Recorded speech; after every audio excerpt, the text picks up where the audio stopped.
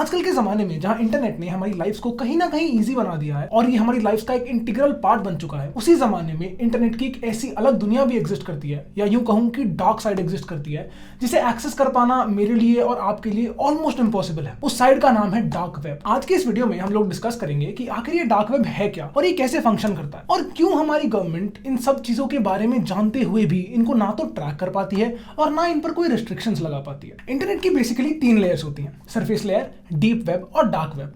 अब एक एक करके फटाफट इन तीनों लेयर्स को समझ लेते हैं। तो सरफेस लेयर होती है वो ऊपरी लेयर जिससे आज की दुनिया में हर कोई वाकिफ है और जिसे हर कोई यूज करता है, चाहे वो व्हाट्सएप हो, फेसबुक हो, इंस्टाग्राम हो, गूगल हो, ये सब कुछ सरफेस लेयर में आता है। And a very shocking fact is that ये सरफेस लेयर पूरे इंटरनेट का सिर्फ 4% के आसपास है। बाकी बचा इंटरनेट का लगभग 96% के आसपास हिस्सा सिर्फ डीप वेब और डार्क वेब में आता है। जो भी डिटेल्स कोई भी कंपनी, कोई ऑर्गेनाइजेशन या कोई इंडिविजुअल इंटरनेट पे स्टोर करता है, चाहे वो आपकी क्रेडिट कार्ड डिटेल्स हो या आपकी लॉगिन आईडी पासवर्ड हो या किसी कंपनी के एम्प्लॉयज का डेटाबेस, यानी बेसिकली कोई भी ऐसी चीज जिसे एक्सेस करने के लिए आपको लॉगिन आईडी, पासवर्ड या ऐसी चीजों की जरूरत पड़ती है, वो सब डीप वेब में आता है।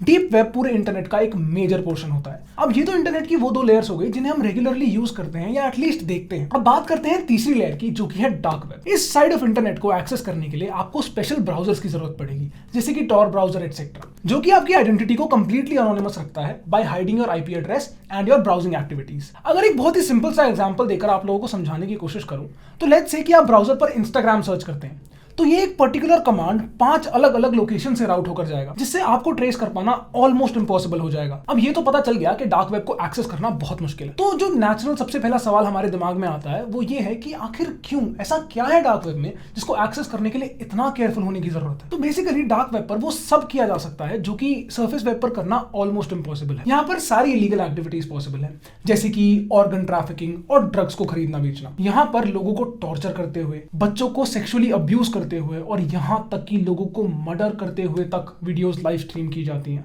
एंड शॉकिंगली इनफ ऐसे कंटेंट को कंज्यूम करने वाले लोगों की तादाद भी लाखों में है। अगर कुछ रिपोर्ट्स की माने तो हर रोज लगभग 2.5 मिलियन एक्टिव यूजर्स इन साइट्स को यूज करते हैं। 2011 में डार्क वेब पर पहली साइट इंट्रोड्यूस हुई थी जिसका नाम था द सिल्क रूट, जहां पर ड्रग्स बेचे जाते थे, ह्यूमन ऑर्गन्स, वेपन्स वगैरह बेचे जाते थे, यहां तक कि लोगों के असैसिनेशन तक के कॉन्ट्रैक्ट सेल होते थे। और कमाल की बात तो यह है कि सिर्फ 2 साल के रन टाइम में, यानी कि 2011 से लेकर 2013 तक, इस वेबसाइट ने लगभग $1.2 बिलियन की सेल की थी। अब ये साइट सिल्क रूट कैसे स्टार्ट हुई, इसे कैसे रोका गया, इसके ऑपरेशंस क्या थे, इसे कैसे शट डाउन किया, इसके पीछे एक बहुत इंटरेस्टिंग कहानी है जो शायद हम कभी नेक्स्ट वीडियोस में कवर करेंगे। अभी के लिए आप बस ये समझिए कि डार्क वेब बड़े से बड़े डॉन्स, गैंगस्टर्स, अंडरवर्ल्ड माफियाज का घर बना पड़ा है। अगर ऐसे खतरनाक मार्केट प्लेस से भी ज्यादा कुछ और स्केरी है तो वो है रेड रूम्स, जहां पर लोगों को मर्डर और टॉर्चर किया जाता है। कुछ लोगों की माने तो ये रेड रूम्स कंप्लीटली फेक है, वहीं कुछ लोग कहते हैं कि ये red rooms terrorist organisations run करती है। सन 2014 में रिचर्ड हकर नाम के शख्स को अरेस्ट किया गया in the charges of running red room, and पता चला रिचर्ड हकर द लव जोन नाम का रेड रूम चलाता था, जहां पर वो माइनर्स का मर्डर और अब्यूज करते हुए वीडियो सेल करता था। जितना साइकिक रिचर्ड हकर साउंड करता है, उतने ही वो लोग भी हैं जो लाखों रुपए खर्चते हैं ऐसी वीडियोस को खरीदने और देखने के लिए। एक और स्टोरी जिससे ये साबित होता है कि ऐसी इलीगल एक्टिविटीज कहीं ना कहीं डार्क वेब पर होती हैं, वो है द स्टोरी ऑफ पीटर स्कली। पीटर स्कली ऑस्ट्रेलिया में पैदा हुआ क्रिमिनल जो इस समय इम्प्रिजन फॉर लाइफ है फिलीपींस की जेल में in the charges of human trafficking and other illegal activities. Reports की माने तो ये पता चलता है कि पीटर स्कली डार्क वेब पर एक वेबसाइट चलाता था जिसका नाम था NLF, यानी नो लिमिट फन, जहां पर वो माइनर्स के अब्यूज और मर्डर्स की वीडियो को सेल करता था। The most notorious video that he produced, उसका नाम था डेजीज डिस्ट्रक्शन, जो कि उसने अपने क्लाइंट को लगभग $10,000 में बेची थी। फाइनली इन 2018 स्कली को लाइफ इम्प्रिजनमेंट की सजा मिली। अब सवाल आता है कि आखिर क्यों ये सब पता होने के बावजूद भी कि ना जाने इस समय कितनी क्रिमिनल एक्टिविटीज हैं जो डार्क वेब पर होती है, गवर्नमेंट उसे रोक नहीं पाती। तो उसका आंसर है बिटकॉइन।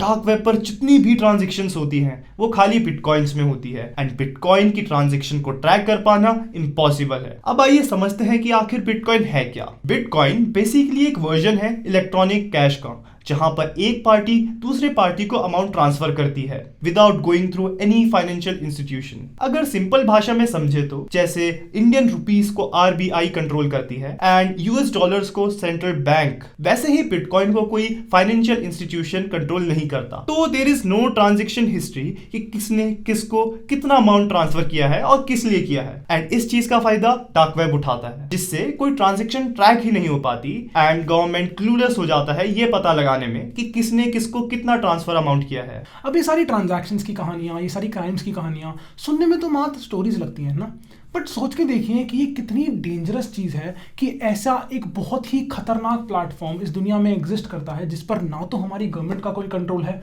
और ना ही हमारा। लेकिन सच तो ये है कि ना आपके ना मेरे इस बारे में बात करने से कुछ चेंज होने वाला है। लेट्स होप कि हमारी गवर्नमेंट जल्दी से जल्दी कुछ ऐसी टेक्नोलॉजीज डेवलप कर पाए जिससे इन्हें ट्रैक डाउन करना आसान हो और ये एक्टिविटीज़ कम हो। बाकी आज के लिए हमारी तरफ से इतना ही। आई होप आप लोगों को ये वीडियो थोड़ा सा इन्फॉर्मेटिव लगा होगा, कुछ ना कुछ सीखा होगा आपने, थोड़ा एंजॉय किया होगा इसको देखना। And this is all from our side. This is Harsh Agarwal. This is Ankur Chamoli signing off until next time.